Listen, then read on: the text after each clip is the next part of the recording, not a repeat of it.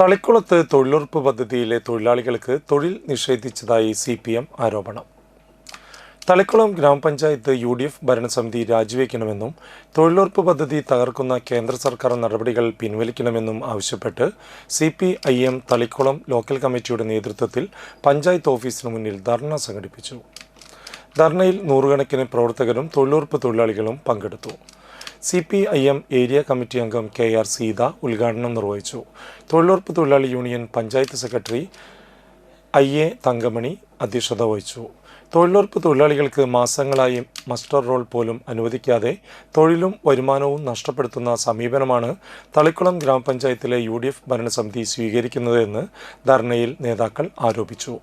തൊഴിലുറപ്പ് തൊഴിലാളി യൂണിയൻ നാട്ടിയ area secretary KC Prasad, Thrissur ജില്ലാ പഞ്ചായത്ത് വികസന standing committee chairperson PI Sajitha, ഗ്രാമപഞ്ചായത്ത് അംഗങ്ങളായ PA ഷിയാബ്, ആരോഗ്യ വിദ്യാഭ്യാസ standing committee chairperson Jolly Babu, Shameer Nalakath, Rasheeda Sainudheen, CPIM local committee secretary EVK Subhashithan എന്നിവർ സംസാരിച്ചു.